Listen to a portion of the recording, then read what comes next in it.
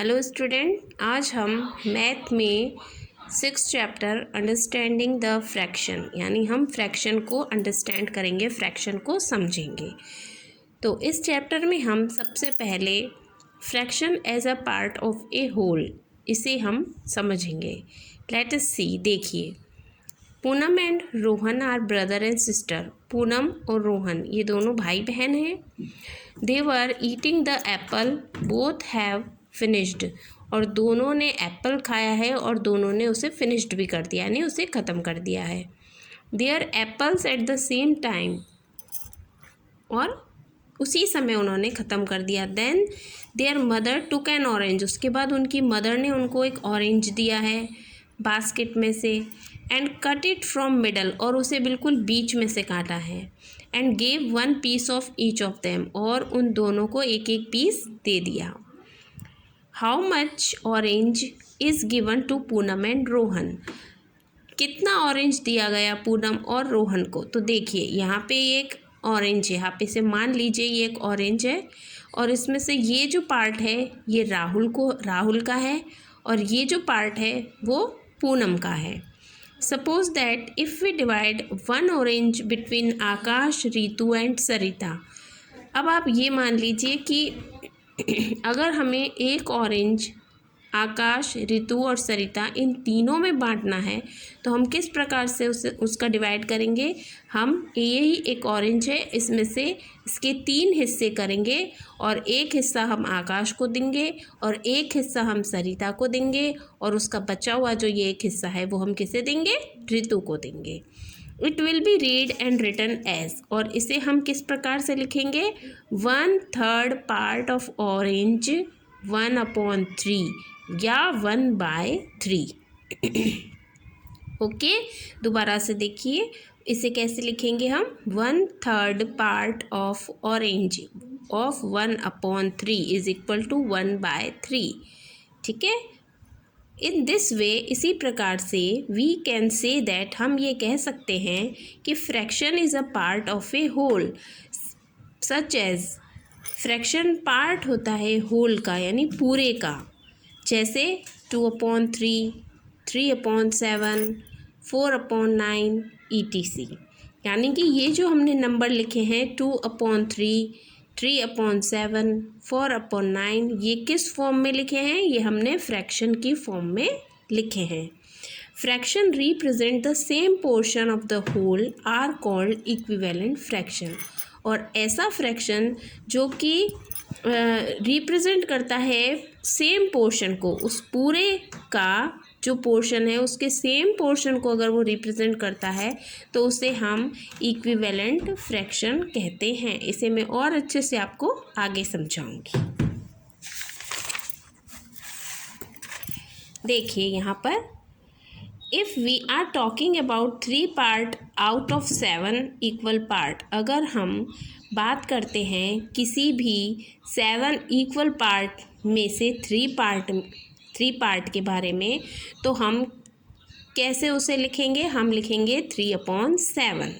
The number on top is the numerator, the number at the bottom is the denominator.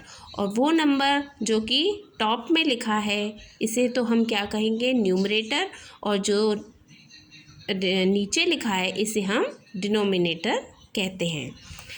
Remember that the division of a number can be written as a fraction. हमेशा आप याद रखिए कि जो division के जो numbers होते हैं, यानी जो हम डिवाइड करते हैं जब 2 नंबरों को, तब हम उन्हें फ्रैक्शन में भी लिख सकते हैं। जैसे यहाँ पर आप देखिए 9 डिवाइड बाय 1, 9 का डिवाइड किससे हो रहा है, 1 से। तो ये जो नंबर्स हैं जिन्हें हम डिवाइड कर रहे हैं, इन्हें हम ऐसे ना लिखकर 9/1 अगर हम लिखते हैं तो ये भी बिल्कुल करेक्ट होगा, क्योंकि इसका मतलब भी यही है कि 9 का डिवीज़न कितने में हो रहा है, 1 से। इसी प्रकार से यहाँ पर एक और नंबर लिखा है 32 डिवाइड बाय 3। तो इसे हम, अगर हमें इसे फ्रैक्शन में लिखना होगा तो हम कैसे लिखेंगे, 32/3। 3। जो ऊपर का नंबर होता है इसे क्या कहते हैं, न्यूमरेटर, और जो नीचे का नंबर लिखा होता है उसे हम डिनोमिनेटर कहते हैं। ऊपर न्यूमरेटर, नीचे डिनोमिनेटर। और डिवीजन के जो नंबर्स होते हैं इन्हें अगर हम इस प्रकार से लिखते हैं तो भी करेक्ट होगा, और हम ऐसे लिखते हैं तो भी करेक्ट होगा। इसका मतलब भी यही होता है जो यहाँ पर है, यानी 32 का डिवाइड किससे हो रहा है, 3 से। तो यहाँ पर भी 32 का डिवाइड किससे है, 3 से। अगर हम ऐसे ना लिखकर अगर इसे ऐसे लिख देंगे तो भी हमारा ये रॉन्ग नहीं होगा। ओके, चलिए next, concept of fraction. Fraction के कुछ कॉन्सेप्ट होते हैं जिसे आपको समझना बहुत ज़रूरी है। देखिए, फर्स्ट एक सर्कल है और उसके 2 पार्ट्स में उसको डिवाइड किया हुआ है। तो जिस भी चीज़ को अगर हम 2 पार्ट में डिवाइड करते हैं, कोई भी चीज़ हो सकती है वो, यहाँ सर्कल दे रखा है, यहाँ पे आपको एक रेक्टेंगल दे रखा है। तो देखिए इन दोनों को हाफ पार्ट में डिवाइड किया है, तो हाफ पार्ट के लिए हम इसे कैसे लिखेंगे, 1/2। इसका मतलब क्या होता है, इसका मतलब होता है हाफ। जहाँ भी हमें हाफ लिखना हो, हाफ नंबर लिखना हो, तो हमें वहाँ पर क्या लिखना होगा, 1/2। और या फिर हम ऐसे हाफ भी लिख सकते हैं। ओके, देखिए यहाँ पर भी इसके 2 पार्ट्स हो रहे हैं, तो इसे कैसे लिखा है, 1/2। इसका मतलब क्या हुआ, हाफ। नेक्स्ट देखिए यहाँ पर थर्ड, इसमें देखिए आप, एक सर्कल है और इसको कितने पार्ट्स में डिवाइड किया हुआ है, 3 पार्ट्स में डिवाइड किया हुआ है। तो जितने पार्ट्स में डिवाइड करते हैं उसे हम 3 लिखते हैं, और 3 में से कलर्ड पार्ट कितने हैं, 2 पार्ट्स हैं जो कि कलर्ड हैं, तो इसीलिए इसे ऊपर लिखा है। आपको समझ में आ गया। टोटल जितने पार्ट्स होते हैं उन्हें नीचे लिखते हैं, और जितने पार्ट्स उनमें से कलर्ड हैं उन्हें ऊपर लिखते हैं। तो यहाँ पर इसका आंसर क्या हो गया, 2/3, यानी कि 3 में से 2 पार्ट्स यहाँ पर कलर्ड हैं। उसी प्रकार से यहाँ पर भी यही दे रखा है, इसके भी 3 पार्ट हैं, और 3 पार्ट्स में से 2 पार्ट्स इसके कलर्ड हैं। तो इसीलिए इसको कैसे लिखा है, 2/3, या फिर इसे हम 2/3 भी बोल सकते हैं। ओके, नेक्स्ट देखिए यहाँ पर इसके 3 पार्ट्स हैं, इसको 3 पार्ट में सर्कल है ये, इसे 3 पार्ट में डिवाइड किया हुआ है, और इसका 1 पार्ट कलर्ड है, तो इसलिए इसको कैसे लिखा हुआ है, 1/3, और या फिर इसे हम 1/3 भी बोल सकते हैं। इसी प्रकार से यहाँ पर भी देखिए आप, 3 पार्ट्स हैं और 3 में से 1 पार्ट इसका कलर्ड है, तो क्या अब हम इसे लिख सकते हैं 1/3, या फिर इसे हम 1/3 भी बोल सकते हैं, यानी कि 3 पार्ट में से 1 पार्ट इसका कलर्ड है। इसी प्रकार से अगर आगे देखिए आप, इसके टोटल पार्ट्स कितने हैं, 1 2 3 4, और 4 पार्ट में से कितना पार्ट इसका कलर्ड है, 1 पार्ट कलर्ड है, तो इसको हम कैसे लिखेंगे, 1/4, या फिर हम इसे और कैसे बोल सकते हैं, 1/4। ठीक है, इसी प्रकार से देखिए यहाँ पे एक रेक्टेंगल है, इसको भी 4 पार्ट्स में डिवाइड किया हुआ है, और 1 पार्ट इसका कलर्ड है, तो इसे कैसे बोलेंगे, हम कैसे लिखेंगे, 1/4, या फिर इसे हम 1/4 भी बोल सकते हैं। तो आपको फ्रैक्शन का कॉन्सेप्ट समझ में आ गया। जितने पार्ट्स होते हैं उसे हम नीचे लिखते हैं, और जितने पार्ट उस पार्ट्स में से जितने पार्ट कलर्ड होते हैं उसे हम ऊपर लिखते हैं। ठीक है, चलिए आगे अब हम इसके टाइप्स पढ़ते हैं, और ये बहुत ही इम्पॉर्टेंट है टाइप्स। ठीक है, इसे आप बहुत ध्यान से समझिए। फ्रैक्शन, देखिए फ्रैक्शन के टाइप्स होते हैं 1 2 3 4 5 एंड 6। सबसे पहला होता है आपका लाइक फ्रैक्शन, दूसरा unlike fraction, proper fraction, improper fraction, mixed fraction, और लास्ट आपका इक्विवेलेंट फ्रैक्शन। सबसे पहले हम लाइक फ्रैक्शन को समझेंगे। ठीक, okay, there are many types of fraction. Fractions बहुत प्रकार के होते हैं। सबसे पहला लाइक फ्रैक्शन, तो देखिए fraction with same denominators are called like fraction. अभी मैंने आपको ऊपर बताया था डिनोमिनेटर किसे कहते हैं, नीचे की जो संख्या होती है इन्हें हम डिनोमिनेटर कहते हैं।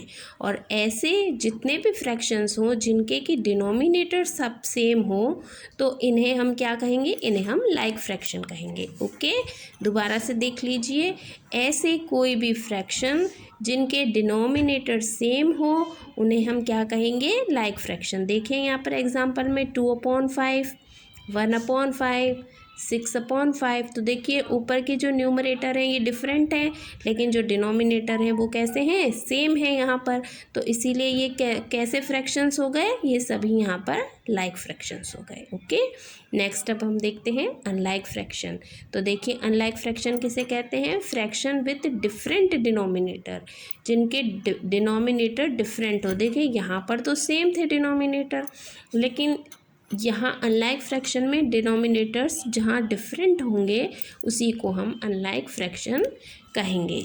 जैसे देखिए एग्जांपल के तौर पर आप देखिए यहाँ पर 4/5, 6/11, 7/11 एंड 12/19।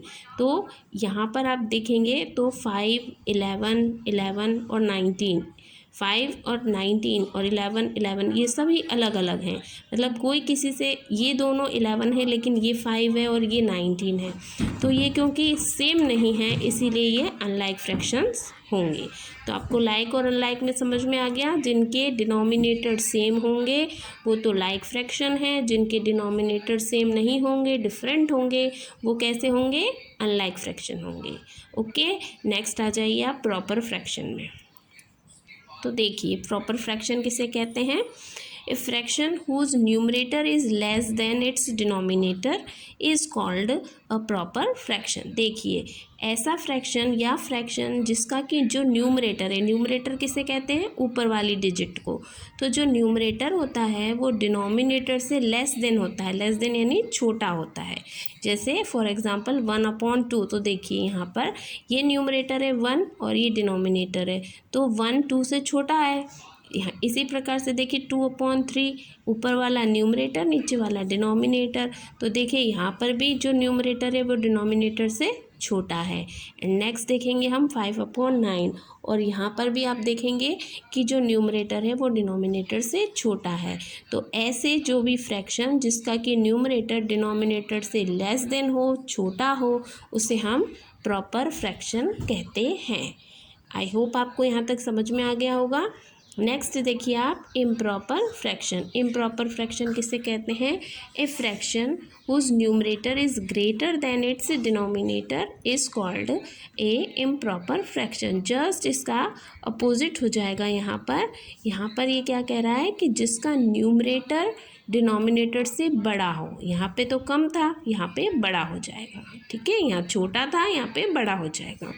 जैसे 4/3, 3/2, 12/11, ये सभी क्या हैं आपके, ये सभी आपके इम्प्रॉपर फ्रैक्शन है, क्योंकि यहाँ पर जो न्यूमरेटर है वो डिनोमिनेटर से बड़ा है। 4/3, 3 से 4 बड़ा होता है। इसी प्रकार से 3/2, 2 से 3 बड़ा है। उसी प्रकार से 12/11, यहाँ पर भी देखिए आप 11 से 12 बड़ा है। तो जहाँ पर न्यूमरेटर बड़ा होगा वो इम्प्रॉपर होगा, और जहाँ पर न्यूमरेटर डिनोमिनेटर से छोटा होगा वो प्रॉपर फ्रैक्शन होगा। तो आपको ये समझ में आ गया होगा। इसे और समझ लीजिए, प्रॉपर फ्रैक्शन में न्यूमरेटर छोटा, डिनोमिनेटर बड़ा होगा, और इम्प्रॉपर फ्रैक्शन में न्यूमरेटर बड़ा और डिनोमिनेटर छोटा होगा, या फिर इक्वल भी हो सकता है। ओके, आइए नेक्स्ट हम समझते हैं मिक्स्ड नंबर या फिर मिक्स्ड फ्रैक्शन को। When an improper fraction is written as a combination of a whole number and a proper fraction, it is called a mixed number or mixed fraction।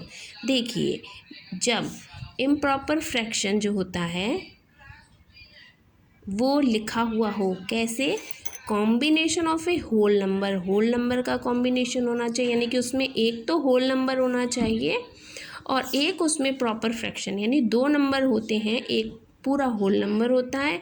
Whole number में आप 1 2 3 4 कुछ भी लिख सकते हैं, और एक प्रॉपर फ्रैक्शन होता है, यानी कि 1/2, 2/5 कुछ भी हो सकता है। तो इसे हम क्या कहेंगे, मिक्स्ड नंबर या मिक्स्ड फ्रैक्शन कहेंगे। जैसे देखिए 2 1/2, ये एक नंबर है, और इसमें जो ये 2 है ये आपका होल नंबर है, और जो 1/2 है ये आपका प्रॉपर फ्रैक्शन है। उसी प्रकार से देखिए 4 1/5, इसमें 4 आपका होल नंबर है, और जो 1/5 है वो आपका प्रॉपर फ्रैक्शन है। तो 2 1/2 एंड 4 1/5 ये आपका मिक्स्ड फ्रैक्शन है। मिक्स्ड क्यों है, क्योंकि इसमें 2 नंबर मिले हुए हैं। ये 2 तो आपका होल नंबर में आ जाता है, और ये 1/2 ये आपका प्रॉपर फ्रैक्शन में आता है। ओके, तो इसीलिए ये आपके मिक्स्ड फ्रैक्शन कहलाते हैं। तो आपको मिक्स्ड फ्रैक्शन समझ में आ गया होगा। नेक्स्ट आगे चले हम इक्विवेलेंट फ्रैक्शन को समझते हैं। देखिए फ्रैक्शंस, ये इक्विवेलेंट फ्रैक्शन पीछे भी आया था, मैंने आपको समझाया था, इसे हम यहाँ अच्छे से समझेंगे।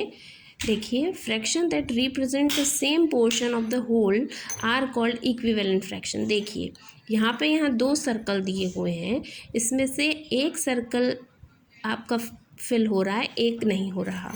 और यहाँ पर भी आपको देखिए वैसे तो इसी सर्कल का यहाँ पे 4 पार्ट में डिवाइड कर दिया है, 1 2 3 4, लेकिन जो इसका पोर्शन जो कलर्ड हो रहा है और इसका जो पोर्शन कलर्ड हो रहा है वो बिल्कुल सेम है। लेकिन क्योंकि इन्हें हमें अगर फ्रैक्शन में लिखना होगा तो हम इसे 1/2 ही लिखेंगे, क्योंकि ये हाफ पोर्शन है।